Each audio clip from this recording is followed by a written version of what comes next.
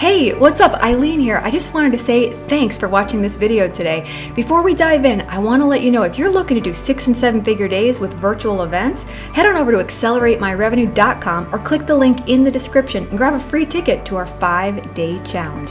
You guys ready? Let's dive into today's video. Lamar runs something called Traffic, Sales, and Profit. Or is it Profits, Lamar? It's no S on the end. You said it right the first time. Traffic, sale, People and always profit. mess it up, but you said it right. Okay, traffic, sale, and profit. And he's like a Huffington Post contributor. He's been like all over major news networks. He also has this like crazy cool headquarters he just built, right, Lamar? Yep. He just built this. It's like so insanely amazing. You have to go watch, like be friends with Lamar on Facebook. And what he's doing is he's helping African-American business owners. He has a crazy, hyper cool community that's like just growing and blowing up their businesses. The community, what I would love to kind of extract from you, Lamar, is just also, how did you build such a like highly engaged, super supportive community? Like it's crazy, crazy cool. And Lamar has also done several 7-figure days with his events. So Lamar is just like a wealth of knowledge, entrepreneurship, marketing, sales. Lamar is just like one of the coolest people. Let's just be clear, on the planet Earth, right? So I want you guys, while you're listening, to get your questions ready. And it's like a real gift that we have here with us right now. So Lamar, thank you so much for being here, being up for the interview, sharing some of your wisdom. What I would love, our students here in our community is really into virtual events. We love virtual events because they have that transformational aspect to them. People can become almost a different person. We like to say like there's that immersion causes conversion in the mind. So will you tell us a little bit about your experience with events and how they've helped your business and your community grow? Sure. So my wife and I have been doing some form of events. I think we probably did the original ones. Like I said, we started together in December 2007, probably around, would have been 2009. We did movie screenings. We did start out with doing documentary films. We had no previous experience. Started doing docs around our original brand, which is around marriage. Then we would do our own tours, 7 to 10 city tours, which virtual events are much easier than doing 7 to 10 city tours, y'all. So listen what Eileen's telling you. When we did 7 to 10 city tours, we would sell them out 300 to 500 people in each audience. And then we went from there to doing conferences. We've done workshops. We've done cruises. We've done 4 cruises with our married couples. And primarily we were doing with our traffic, sales, and profit community before the pandemic was doing 2 live conferences per year. We do one in January, one in June. The June event, we grew from 47 people in 2016 to the last in-person one we did in 2019. We had somewhere between 500 to 600 people. It was like 500 plus people, right? So we had more than 10x it. And as the pandemic hit, like everybody else, we said, oh crap, right? Because what happened at that June event is when we would open up our mastermind program. And that is where we had our 7-figure days. We would sell into a high ticket program and get a lot of people into it so we can begin the process of having transformation and converting with them. So I know everybody you always have listened already knows the importance of converting. But something I was telling my communities a few days ago, Eileen, in case you have somebody listening to the podcast, they may be stuck in that area, is that you need to be able to sell so that you can serve. And if you can't sell people, most of the time you'll never be able to serve them because you'll never convince them that you have the answer to what their actual problem or challenge or situation is. I think events are the best way to be able to take someone in a short period of time, right? Because, 2 or 3 days or whatever, one day, like whatever it is, it's a short period of time in the grand scheme of thing, but be able to get them to know, like, and trust you, to be able to show and let them experience your authority, to be able to show them that you have, before you even show them you have to answer their challenge, show them that they're not the only one with this challenge, that it's something natural. Because I think a lot of times people get stuck in their own way where they think that what they're going through, they're the only person in the world going through it. And as everybody on here knows, they're never the only person in the world going through it. And to still show that, hey, this program, this product, this service I have helps overcome that. And there's no better way than live events events to do that. So what happens is the pandemic hit, we went from, oh crap, what are we going to do? Because we still need to be able to do these events to move people to where we need to move them to. and we pivoted to virtual events. By doing virtual events, we did not slow down. The business still grew. We still added people to the programs, right? We still kept our normal pace of growth. And it really saved our business, right? And what could have been a very tough situation allowed us to keep doing what we need to do so that we can keep serving the people that we need to serve. I love it, Lamar. So good. So say that line that you just said too again, Lamar. You said like, unless they sell, they can't serve. Exactly. Right. Yeah. We have to be able to sell so that we can then be able to serve. Because what I find is that most people have a heart where they want to serve people at the highest levels, but they get stuck on the sales part. Absolutely. But again, right, if you can't get somebody into your program, then you can't give them the benefits of what the program actually does. So you're not doing them a service if you can't actually convince them that what you have, what you offer is the answer to what they need. I love that.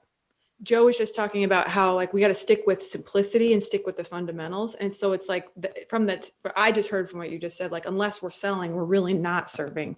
Exactly. At the highest level. So good. It makes no difference how good your program is if nobody's in it. Right. 100%. So tell us, and Joe, feel free to like chime in here too. Like tell us about Lamar, about like what are you using right now to get people excited about your events? Like what is your like kind of filling events system kind of look like right now?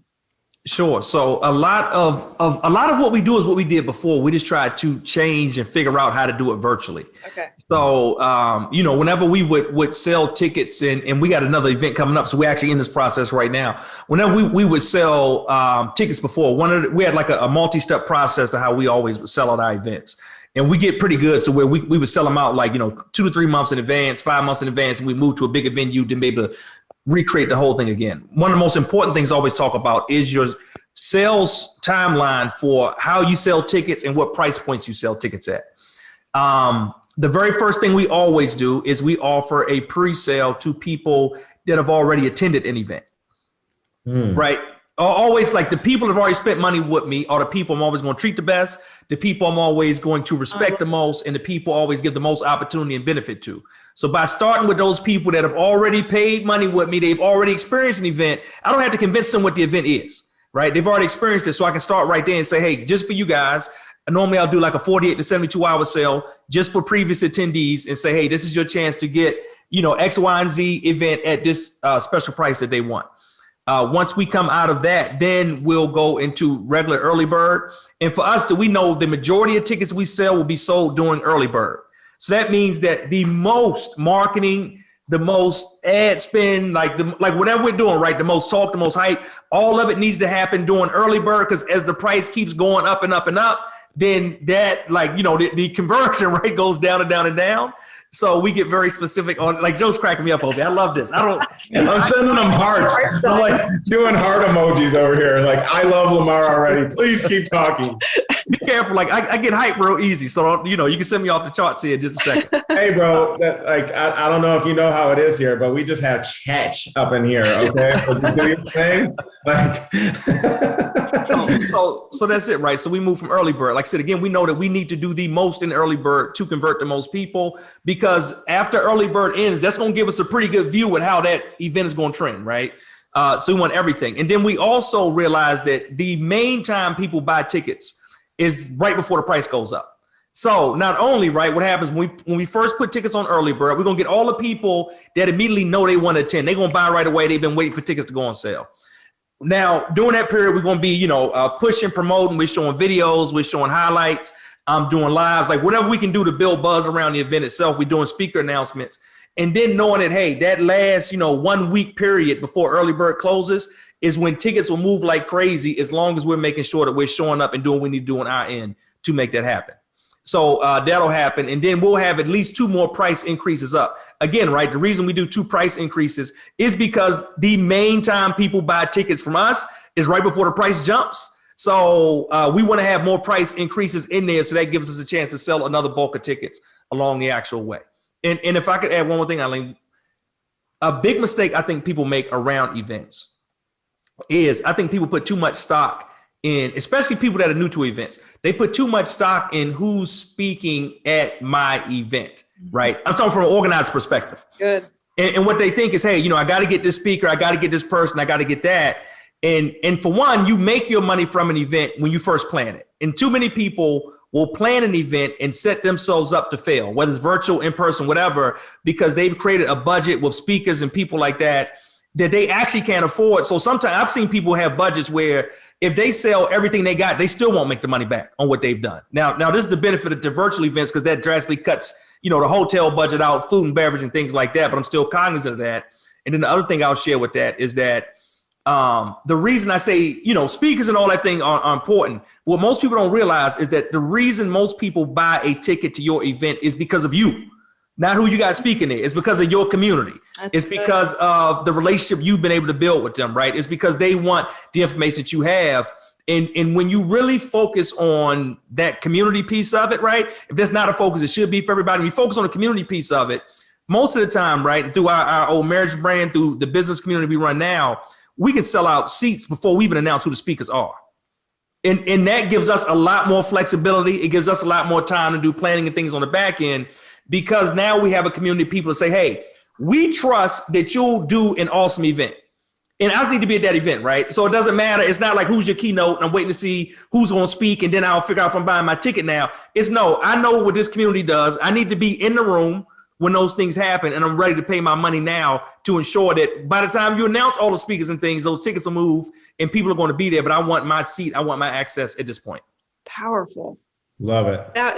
I'm giving a standing ovation right now, Lamar. That was fire. Right, Joe? I'm afraid to get hyped because I know he'll just hype and then we'll just before long we'll be like, ah! Oh my gosh. So I would love to ask Lamar. So I love what you just said too. The reason most people buy is because of you. So you focus on the community piece. So for us here, one of the things that Eileen loves to do is, like, when she has speakers, really going to their community because that community loves them to help sell tickets. And then one of my favorite things to do, especially for people who maybe don't have a big audience, is to build like an online challenge, for example, so that I am building a new community before the event, a huge portion. So what kind of things are you doing to build? Let's start with new community. Like what kind of things do you do there? That's good, right? I mean, that's actually perfect segue, because what we're doing a lot of now is challenges.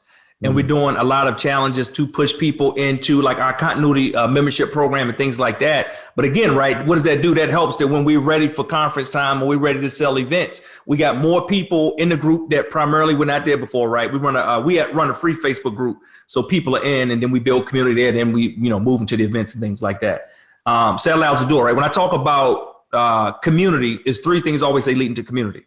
The first is content. So whatever you're doing, you should have a niche, and you should be a subject matter expert in that niche, right? Where people can come to you and say, all right, this person knows what they're talking about.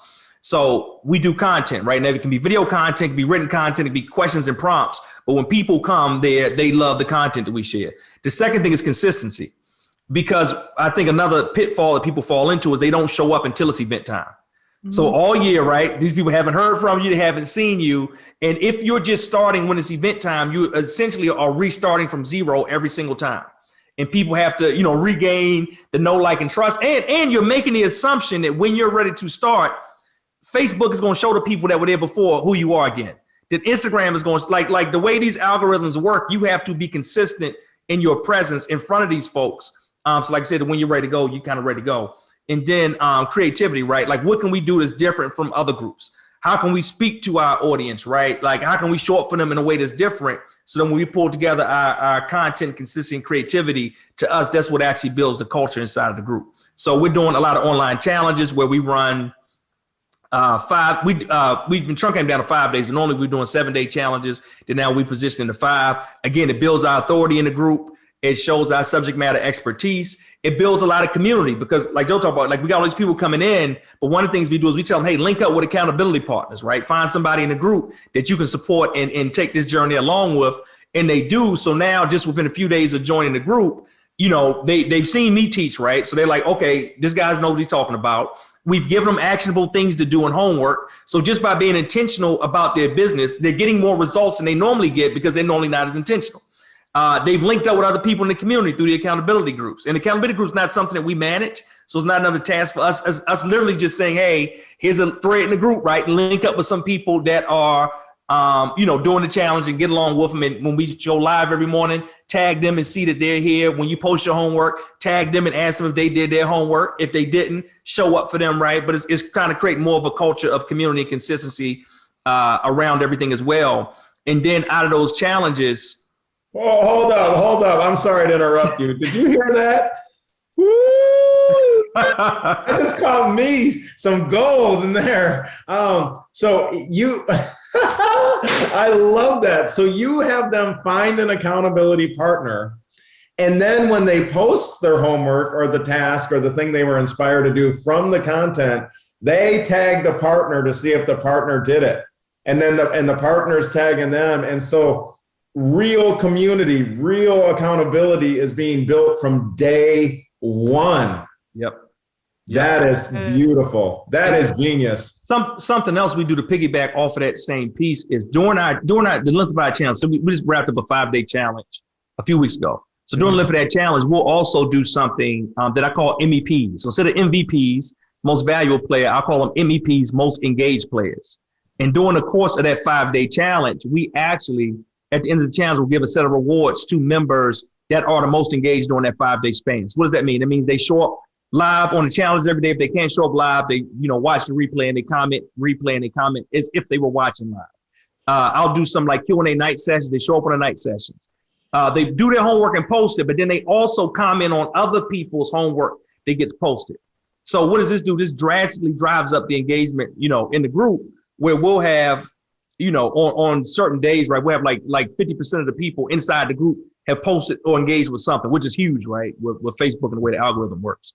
So those MEPs, most engaged players, and that platform we do there works greatly as well. And then at the end of the actual week, we just look and say, all right, who are the people that have engaged the most inside the group? And then we just award different items and gifts to them as well. And then the other thing we do, this one other thing that we do that's big for the event piece of it is every day before I come, I just don't come on and just hey, I'm going live. And hey, guys, this is different, but pet peeve. When you do lives, don't go on and say, hey, I'm just waiting. We'll wait a few minutes for somebody to come and just you fiddling with your papers and don't do that. So what we do is before we go live, we start at 9 a.m. So at 8:45, right? I tell people, hey, show up at 15 minutes early. We got something for you to see, right? We're going to do this. So the 15 minutes leading up, which allows us to fill a room up with people so that we can start closer to 9 and not have to wait for people to come in at 9 o'clock, is we will show pre-roll. We'll show promotions, right? We'll do different videos. And a lot of the videos I run are from our events to give people that have no idea of what our events are and what they feel like. I'll show them sizzle reels. I'll show them recap videos. I'll show them excerpts from speakers at the events. And it might just be hey, a 5-10 minute block of somebody speaking. That was a dynamic talk from the event. And then, it could be people that are totally new to us, but what we're sharing with them is, if you enjoy that, you have no idea what you're missing when you don't come to our events. So we're kind of subtly seeding them about the events as we're actually going through the challenge itself along the process. If you're viewing this or listening to this on the podcast, I'm actually laying on the ground right now with my tongue out, and there's a meme over me and it says "dead." That was awesome. That's so good, Lamar. And you do also do you all your challenges, Lamar, in your free Facebook group? Is that how you do it? Do you I know sometimes you even do a different challenge sometimes. Is that? Yep. Yeah, we do. So we do free challenge inside of our Facebook group, right? So what happens, they register for a free challenge. We give them an immediate upsell opportunity to a group of resources that I will use for homework. So these might be checklists, they might be email templates, but as I'm giving out the homework, I'll teach something each day and then say, all right, the homework for this day is to send out this email to your list, or to send out, it's going to be a flash sale or something like that. And I'll give them the templates to actually do it. But those templates are what we call a success kit. So if it's the Boost Your Business Challenge, it'll be, hey, the Boost Your Business Success Kit. Normally we'll do it a $17 price point. So it's a small, tiny offer. But it's a way just for us to separate the free people from the people that are willing to pay and invest in themselves. And then we may have some bump offers or other things for them to upsell. But then that also helps offset our Facebook ad cost up front as well. So we'll get them into that. They'll use it. And then the whole week as they're using it, they're raving about how great the success kit is. Because the other thing it does, it helps them actually just get the work done. Right. Because, like teaching is not the end all be all of people doing work, right? What it is they have papers and pages full of notes, but then do they actually take action? So what we do by giving them those actual resources, it gets them about 80% of the way there. If they can listen to what I train on that day, if they can then take a copy and paste template and fill it out and send it out, most of them will get results that they've never gotten before. And then, right, the challenge is all about a transformation.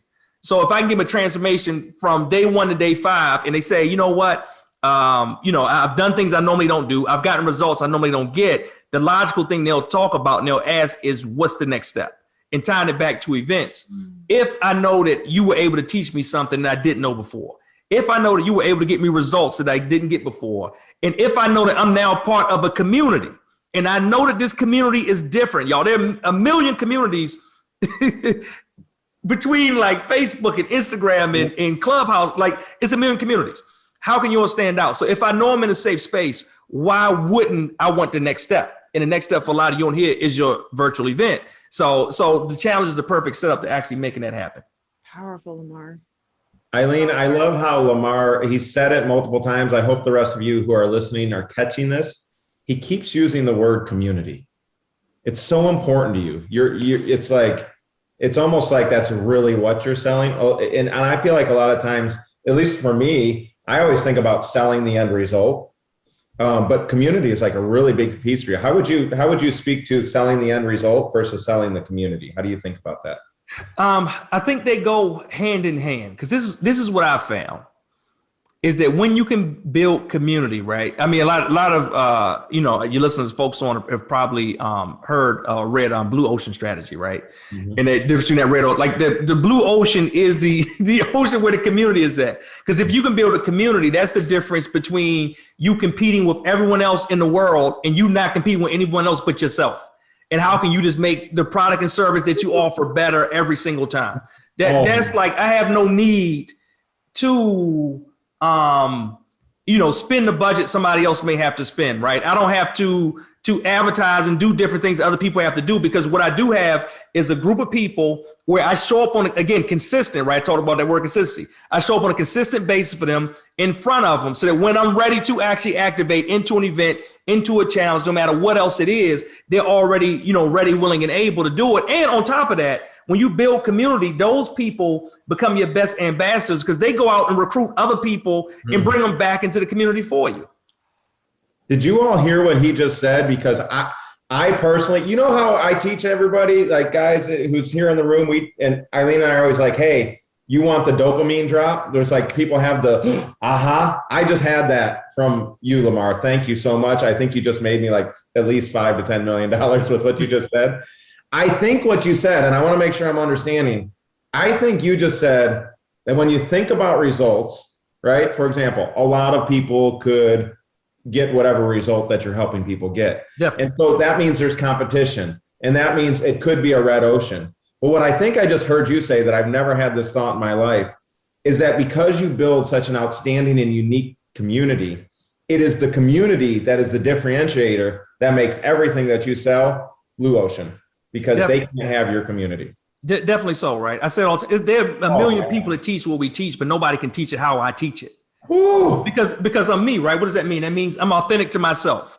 That means when I come into the room, I'm not only sharing what I know, but I'm sharing it in the way that I love to share it from, which means two things. That means I will repel some people, right? Because they'll say, all right, he's not dressed up enough. I want to learn somebody in a suit and tie. I want to learn somebody that has more degrees or more pedigree than he has. But then, for my people, as I put my flag down in the sand and say, this is who I am, this is who I'm here for, it attracts more people to me. And I think what more of us need to do is get more clarity around who we are and around who we want to serve, and put that flag in the ground. And when you make that declaration that, hey, this is who I'm for, this is what I'm talking about, it really opens up everything to you. So like you said, you start to move into a blue ocean, where, like I said, not only is it people that love you for what you share, they love you for who you are.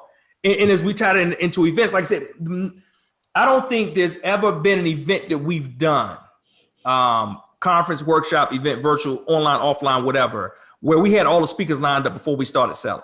And there have been events where we've sold out the total event. Not even virtual, y'all, is actually much easier than in person. Like, I'm talking in-person events. 300, 400, 500 people that we've sold out before we announced who the speakers were. We did cruises for our couples every year. Well, we would do cruises and we would announce who the speakers were on the cruise the month before we cruised. So what does that do? As the event organizer, that gives you all of the power. That gives you control over your budget.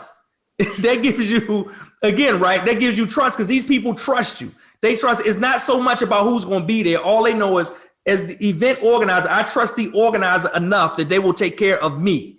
They will look out on my behalf and they will make sure I get what I need from the time I enter that. I get that in transformation we talked about a second ago to the time I actually, leave the venue. I log off of Zoom, whatever it may be. So I'm in a good position to take the next steps in my business or my life. So good, Lamar. Okay, my brain's like on fire with questions. Yes. And those of you who are on here, if you have questions, drop them in like the Q&A in the chat here on Zoom. Lamar, could you talk about your events must just be fire? Because number one, listening to you is fire. So, okay, I've already understood like your events must just be like insane in the membrane, just so much value. Can you talk about what are some like ninja cool things that you're doing in your events that is causing the reaction of the audience to go, this guy is, I feel like I'm getting 10x the value at this event. What are you doing in that? Sure. Good stuff. So like I said, we had what we considered to be amazing in-person events. So we went virtual last year. We said, okay, how can we recreate a lot of things that make the event special, right? Which at the time it felt like we had to be in person to do them, but I think we were able to duplicate and bring a lot of those to the virtual aspect. So some of the things, like a lot of live events, we have a DJ at all the events. And the DJ goes like crazy. I tell him like, hey, go as hard as you possibly can. Like during the breaks, we come with playlists. Like this is serious. Yeah. Okay. It's not just willy-nilly DJ stuff out here, people. I mean, this is serious. We're very intentional about what the DJ does. That's cool. So when we do virtual, we do the same thing, right? We have the DJ start. We open up, say if we start at 9 a.m., we'll have the virtual doors open at 8:30. And we've created an environment now where people actually show up early for the DJ, right? So they're showing up for the DJ. The DJ is not easing you in with smooth jazz, anything like that. Like he's going as hard as he possibly can. I want people dancing in their seats. They're dancing in the rooms. So good. We're streaming most of this through Zoom, right? So we spotlighting different people as they dance. That's making more people dance. It's getting more people excited. So we've had, some of the comments we consistently see is people say, I've never been to a conference where I'm sweaty by the time we start. That's the line. Sweaty by the time you start. That should be on like lunchtime, like literally like 9 a.m. Like these people are worn out, tired. Like but again, that's a big piece of the community piece, right? Of it. And they get in the room and they're like, what is this? Like I've never, I'm expecting something boring and dull, but I'm gonna learn some stuff, but I'm here. And it's like a party, like at 8:30 in the morning and it's going crazy and they have no idea what's going on. So we do a lot of that, right? We do a lot of this is, I'm sure you guys talk about this all the time, right? Before we do anything with the event, we know what we're selling at the end. So I always say you got to start with the end in mind. So before we do anything, we start what we're selling and then we create the whole event, reverse engineer from that so that everything leads up to that point of what we sell and how we sell it, right? So we're going to have, of course, some great speakers, right? We're going to have, a lot of times our community has grown. A lot of the speakers that we have are internal speakers because all we need is the content and the information, right? Like we can sell the tickets, we do different. We need the content information. Here's a trick or a tip I would give for everybody that's listening. Always say that communities like this are vitally important because you need to build a community of people that can one day speak on your stage and you can speak on theirs. And a community of people, my thinking, how I operate is, I want a community of people where we can exchange the opportunity to speak and not necessarily always have to be transactional in money as it happens. Because again, that's another way for me to keep my budget down. If I have a group of people that I know will take care of my people, I know that, hey, maybe a situation where I'm selling something and I don't want other people selling, right? I can have a talk and say, hey, Joe, can you talk my stage? I ask that you don't sell anything. You can do, you can get them on your list. You can do a lead magnet, whatever, but I ask you don't sell, right? Because you're speaking right before me and I sell my thing and I don't want to take the money out the room. He says, cool. But then I offer that same relationship to him that, hey, whenever you need me, I'm here to serve your people at the highest level. So one of the reasons I love masterminds and groups is— How many of you think I should have Lamar at an event? How many of you think I should have? I do. So that's done, So anyways, I'm sorry. But that's it, right? So I love mastermind and groups because you can form those kind of relationships to where everything doesn't have to be tied or attached to like, what is the other person getting out of it? It's like literally people that will just come and serve your audience with nothing attached, as long as they know you will come do the same for them when the time is needed, right? So that lowers some of your costs. It lowers your apprehension, because there are people that you will say, hey, you can sell this, and they'll come sell something else. There are people, when they say they won't sell, that will come on your stage and do all kind of crazy stuff, right? So that, again, that's the benefit of what? Community. And even in a community like this, right, a mastermind or group known as, hey, it's people that are experts, that can serve, they have a heart for service, and still that can make everything happen I need to happen.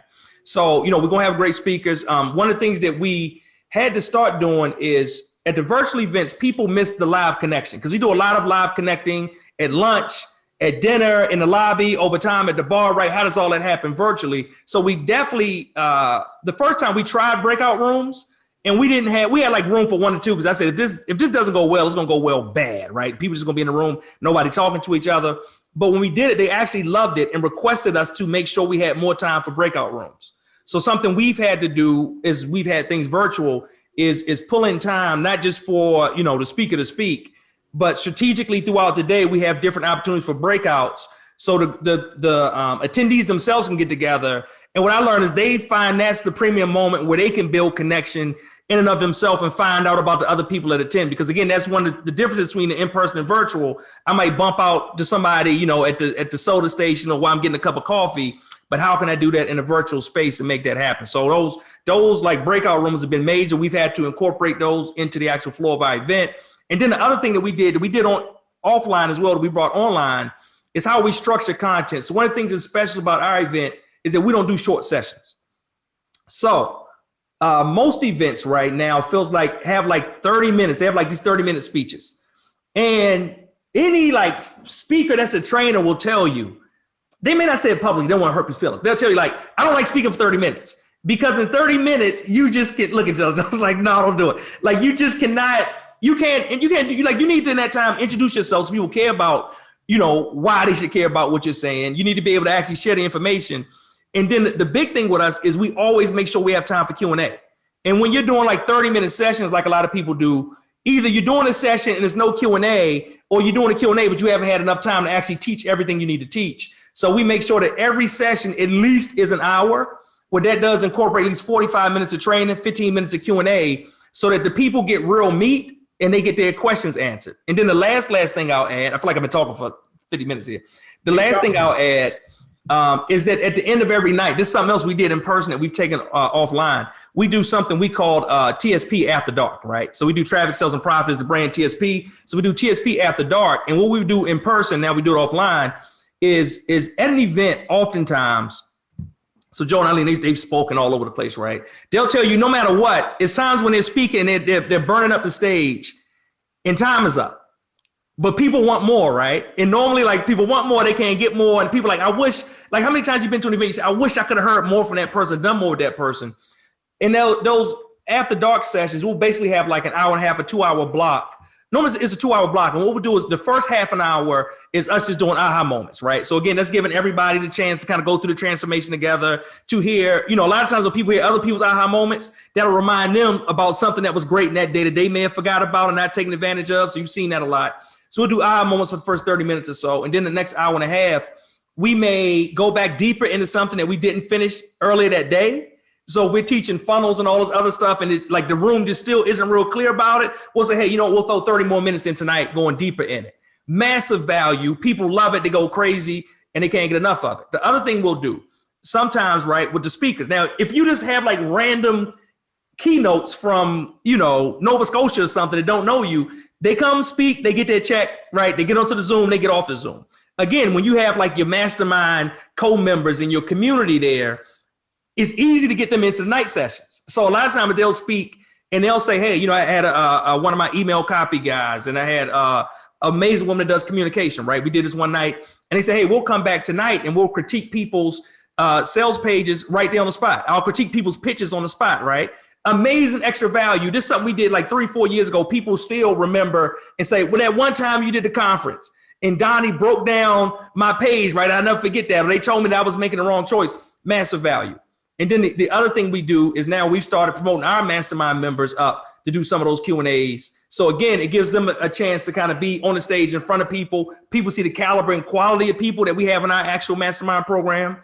A lot of times they'll speak to the mastermind program on their own, and people can get their questions answered. And what I always say at our events is that you should never leave without clarity, right? Because we have so many Q&A opportunities at the end of each speaker.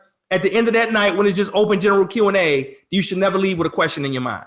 So those different things are some of the things we've layered on top of the actual events to make them special and to make them stand out from everybody else. Uproarious applause. I don't know what to say. It would be a standing ovation right now. Wow. Eileen, I have some questions, but I know you had some, so I don't want to. No, I know, Lamar, we get so excited talking about events. Wave your hands or drop some comments in the chat right now of like how good this is.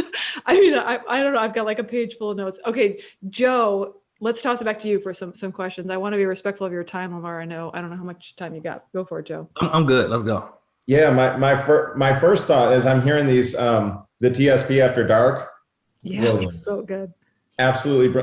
And I'm seeing these night sessions and I'm thinking, like, when I think about orchestrating an event, I don't know if you've tried this before. I would love to hear your thoughts on this.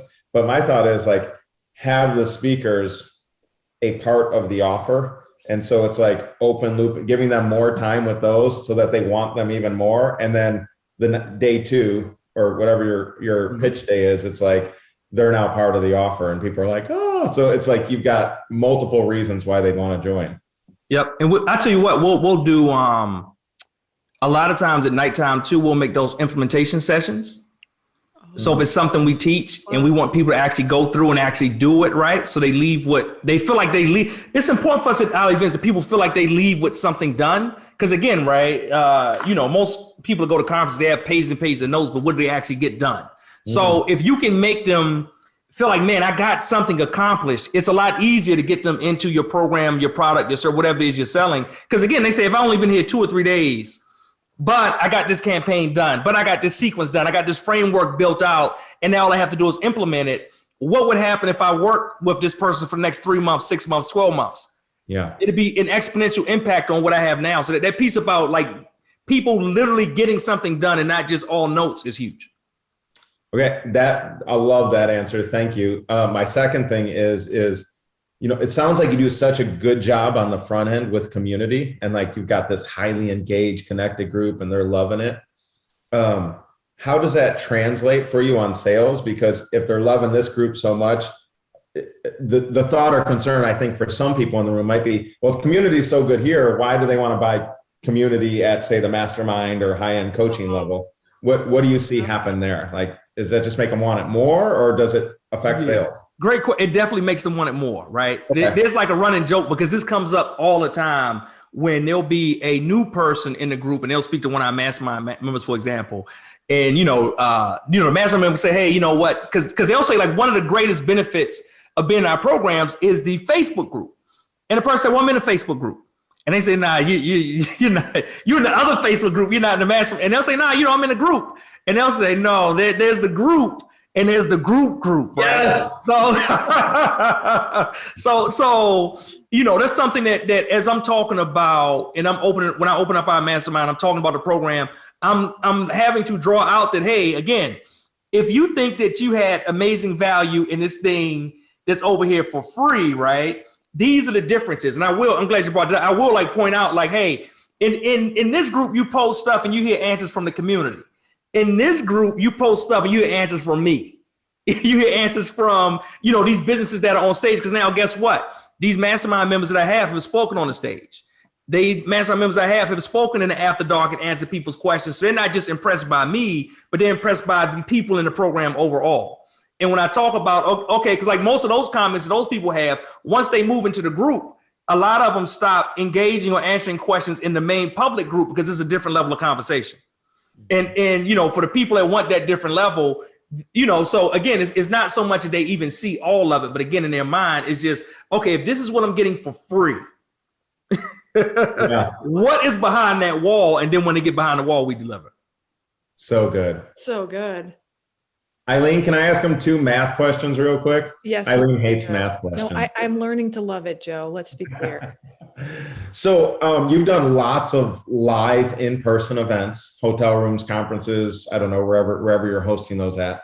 And then you've done lots of virtual events as well. What are you seeing in terms of, 2 questions on this. One thing that we've seen is a slight change in conversion when rooms get over 200, at least I've seen this, and because it feels less connected for the people there. And the other thing is a difference in conversion between a virtual room and a live room. What are the difference in conversion rates you're seeing live versus virtual, and bigger versus smaller in virtual? So all of our rooms are about the same size, right? So I can't really lend too much to the first one because now with virtual and in person, probably the virtual is a little bit bigger, but the in persons were, we were between 500 and 600 with the last in person event too, so it's kind of over that. Mm-hmm. With the virtual, last time, Kevin, last time we did a higher conversion rate virtually, but we also were able to switch up the event a bit because we were able to make our sales event 3 days versus normally it's 2. Okay. And the virtual event actually gave us the chance to test and tweak some different things that we normally, it's just a little bit harder when we do it in person. Yes. But since it's virtual, like we can just throw all this different stuff in and try and tweak all this different stuff. So we went from a 2-day sales event where essentially we made an opening pitch on day 2 to doing a 3-day event where we still do it on day 2, but we got, the rest of that day. And then we we more time afterwards to kind of keep closing and following up. What that did with us when we went from the 2-day event to the 3-day event is we did not have as many sign up like right away at the onset of it. But by the time it was done, we had actually closed a higher percentage just because it was, like they didn't have to like join right then, but they would think about it, make a cautious decision, call whoever they need to call, get in, and then buzz just following up throughout the evening. It still happened. As we do that, the way we'll kind of do it is we will have a virtual dashboard that everybody kind of goes, they go to that virtual dashboard, which is behind the membership site. And then they go to, click a button to go into the Zoom room.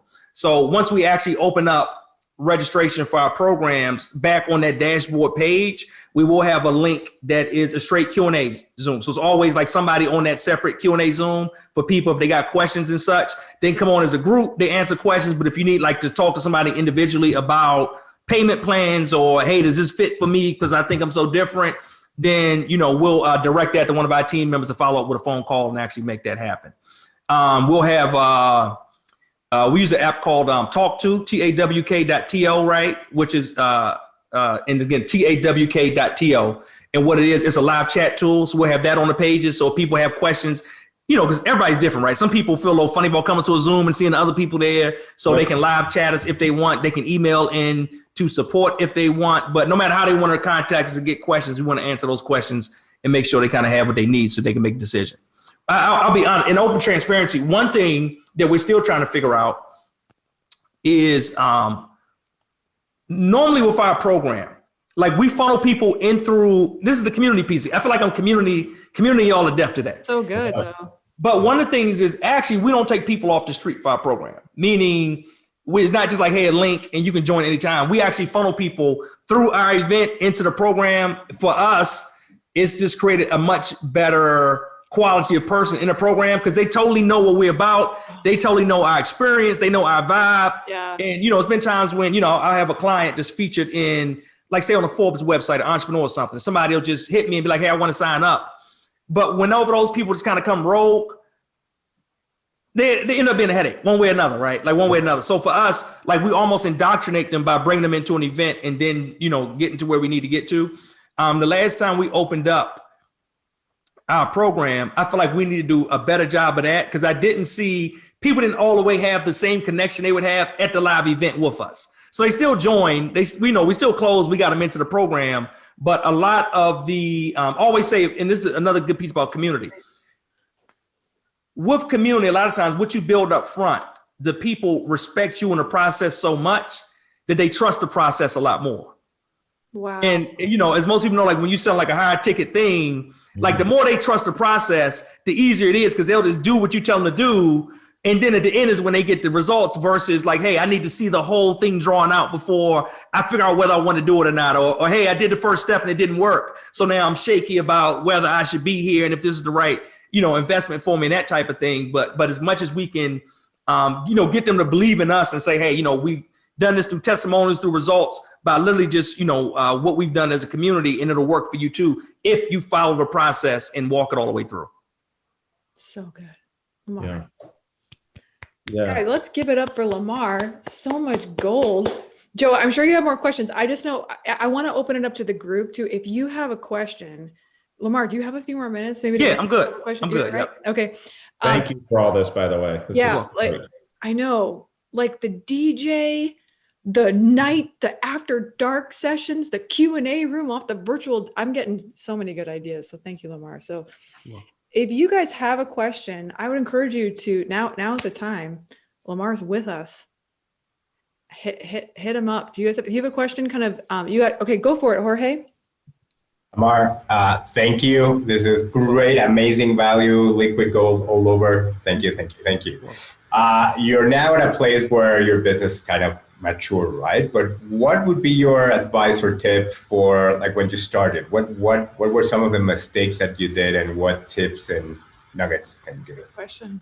All right. Great question. Great question. One of the things, people always ask me when we were still in person, people say, how do you grow this thing to 500, 600 people, 700, beyond, and we're doing sellouts months early.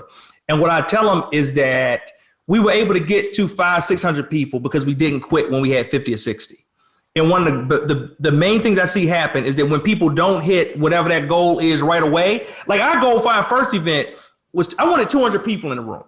And I said, hey, you know what? I'll settle for 100. And we had 67 registered, 47 showed up. And when I used to always tell people we had 67 people come, when I looked at a picture, we took, it was so small, y'all, we would take a group picture. So as we took a group picture, I counted, it was 47. I remember half of those people actually got a free ticket because they had bought a course I sold.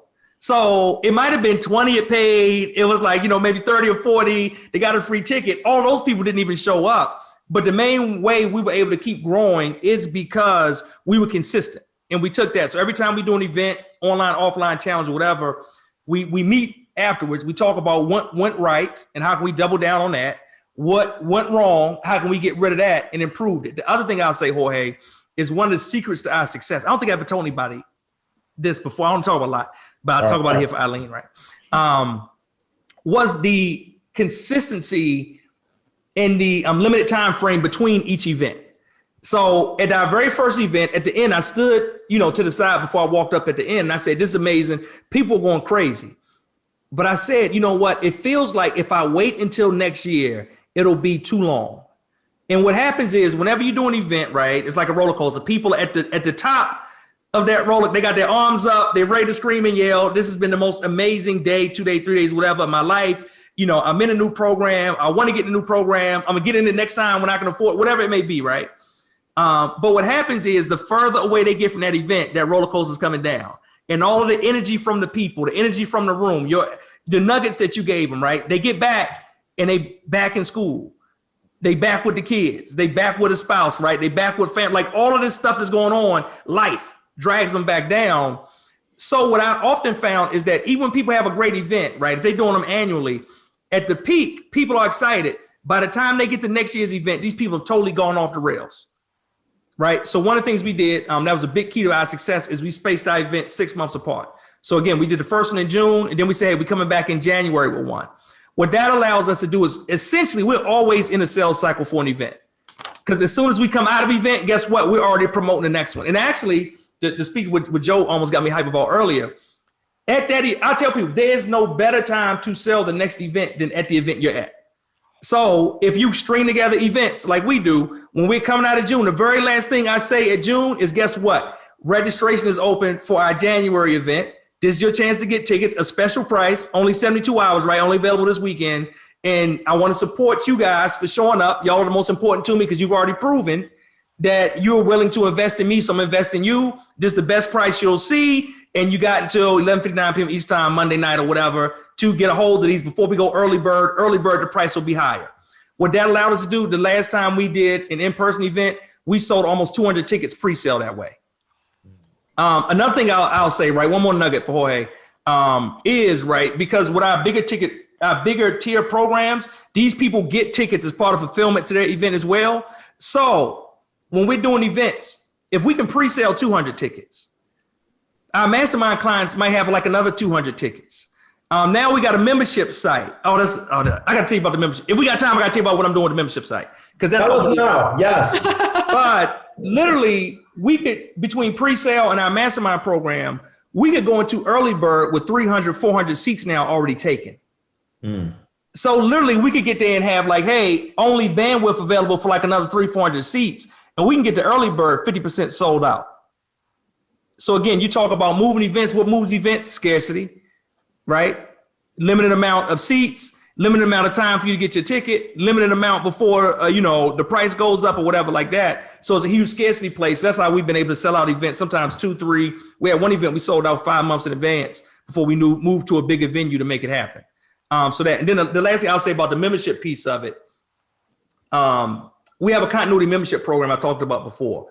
The original reason I started that, because we said we want to grow these events to like, 3,000, 3,500, 4,000 people per event. We've been doing in-person events.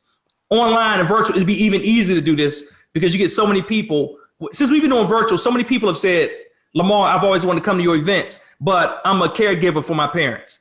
Or, I don't have anybody to watch the kids for a week. Or, I can't get to Atlanta, whatever it may be. So it's even easier for virtual, y'all.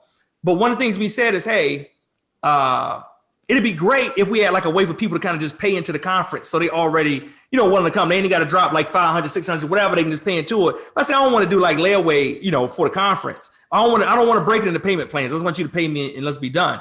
But what I actually figured out was a way to actually do layaway for our conferences. And that is our regular membership continuity program. So we have a membership continuity program where people pay into it every month. But in addition to them paying into it every month, what they actually get is, it used to be after 5 successful payments, you would get an in-person seat. So since you paid us $500 for a seat, what is that? That's a ticket, right? Mm-hmm. So, for what they get, it's a lot of value and information. It builds community because they have their own Facebook group, but it doesn't take a lot of time for me or anybody on the team to actually administrate it, right? It's all kind of like a vault of trainings and resources back there that they access on their own. But now basically what we do is we use the conference for them as a way for them to pay into the conference, as a way for them also to stay into the program, because you got to be in the program, right? And then once the conference started getting too big, we said, all right, we can't give you a physical seat, but what we'll do is we'll give you a virtual seat to it. And when we go back to in-person events, you can upgrade. And if you want to go from a virtual to an actual in-person, you can upgrade to make it happen. But the thing is really, like I said, we built this whole online membership. It's like $99 a month. We just crossed 1,000 members. So we got 1,034 members in it now, paying $99 a month. And we use the challenges to roll into that, like Joe's mentioned, right? A lot of time we roll in that from the challenges. So we got this community of people that no matter what, right? Like every certain amount of payments they make, they're able to unlock a free ticket, which is part of gamification and stuff too. And as they unlock that ticket, it actually keeps them more sticky into the actual program, because in order to redeem your ticket, you have to be a member in good standing by the time we get to the event. That's amazing. Thank you. I feel like that was a lot for what you asked me. I was like, always felt like, dude, it's too much. I think your middle name should be Over Deliver. It's like Lamar Over Deliver Tyler. Boom, in the house. Yeah. So Lamar has this $97 a month membership that people can buy an annual pass for, right? Lamar, is it like $9.90? Yep, they can do monthly. Yeah, we do monthly, or you can buy annual $9.90. It's $99 a month for $9.90 for the year, so they get like 2 free months. Yeah. But we're able to get people in. And the other piece to that is we just really started growing it like heavily last year. But the last time when we did a virtual event in October and we opened it up, like 15. We added, I want to say it was like either 42 or 49 new mastermind members, and 15 of them came out of that program. Out of the membership. Out of the membership, right? Out of $99 membership to like this like $25,000 program. And for us, we didn't think like, hey, they would jump from that low to that high, but they did. And then the other thing is we thought they had to be in the like we thought those people would kind of be in the program for like a year or so and then be like, hey, you know what? I've seen enough, ready to go. A lot of those 15 people, they've been in the program for like 2 to 3 months. Yep. And they literally got in and they saw value inside of, it's what Joe talking about. Like they've been in a free group. They did a challenge or something. They said, okay, I'm going to pay this $99 thing. And they got in there and said, oh my goodness, if this is what I'm getting for $99, I got to get into the group of where the mastermind people are, where the 7-figure business owners are, of, where everything is happening, where I get more access to Lamar and his team and the people around him. And basically for those folks, it's like that membership continuity program was just enough for them to see that the group is really what they thought it was. Wow. Yeah. Lamar, almost everyone here, like we encourage all of our students to do events because they're virtual, either monthly or quarterly. I love it. So, because it's so easy to fill up a virtual room, and most of the sells in the last week anyways, because they're all waiting, right? The urgency and scarcity. So what changes or adjustments would you direct our people who are part of our mastermind who are doing it monthly or quarterly? Any thoughts on that? Yep. Again, I love it because, like I said, as much that's the great thing about virtual. A lot of times it allows condensed time frames on a lot of stuff because you don't have to regroup or pay out the same way. But I love that. One of the things I would do, here's a tip, right, in case anybody's not already doing it. We have been using an app called Videopeel, Videopeel, videopeel.com. And it's another one a lot of people use called Ask something, I forget. But what Videopeel does is basically I can create like a super simple landing page. And it's not, don't think like it's headlines and all this. It's literally just like a page with my name and a question on it. But I can send that link out to everybody. And when they click on it, they can immediately leave me a testimonial review right there from their phone. And it does, like they don't have to save it. They don't have to shoot it and then upload it to Dropbox, anything. Literally, they just click the link and it's like a picture of me and it says, hey, let me know what your experience was at the event. Let me know if you got value, X, Y, Z. And they'll leave testimonials right there. And then I can take those testimonials and actually use them. So when we do our challenges, as people sign up, I'll say, give me your first impression. And I'm able to basically same day or next day, turn around people that just signed up. So if I was doing events every quarter or every month, one of the things in my actual, and you can automate this, guys, in your process, right, is that, hey, after every event, we do a survey. That's another nugget, in case you're not. Survey everybody after every event so you know how to make it better. But in line with that, I also would say, hey, just click this link and leave me a super fast testimonial, letting me know what you thought about the event. So that way I can use that as social proof to get people into the next virtual event. Fire. So good. So good. Well, if you have a question, I think we actually are probably at time right now. If you can take your camera, come back on camera, team. I would love for us just to give Lamar like a round of applause, a sign of appreciation. Lamar, you brought it, man. That was like, and I just want to say on behalf of humanity, thank you for what you do. For entrepreneurs, for your community, like your commitment, your consistency, your longevity in the game, just to always be making things better, is just why everybody loves you. And I know your community loves you. And like, it's just amazing the work that you've accomplished and are doing. And we just want to say thank you. So yeah. Right, but I love them. Yeah. I'm like, Lamar, I don't know if you know it yet, but we're like friends now. And so we're going to there we go. Right. Yeah. So thank you so much again. Let's just wave at Lamar. Thank you so much. Round of applause, standing ovation. We all want your DJ also. Yes.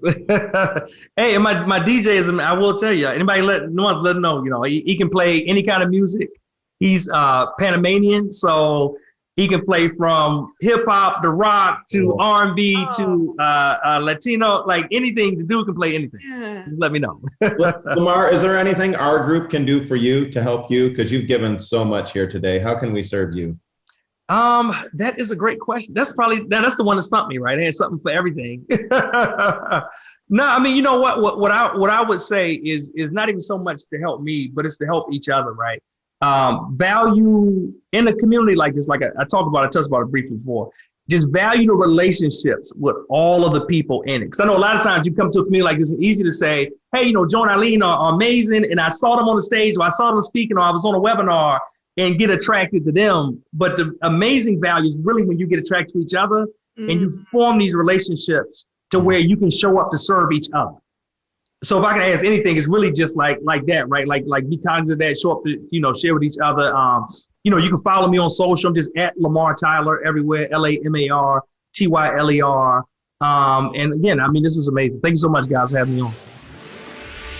Hey, thanks for watching the video today. I know there's a lot of videos here on YouTube, and we just wanted to say thank you for your attention and for investing in your business. Don't forget to subscribe so I can keep you encouraged on the latest tips and tricks on how to grow your business to 6 and 7 figures and beyond. If you'd like to dive deeper in how to crush it with virtual events, head on over to Accelerate My Revenue or click the link in the description below. Don't forget, the world needs what you alone have to offer. Don't forget to subscribe so I can keep you encouraged. Go after your dreams. I'll see you in the next video.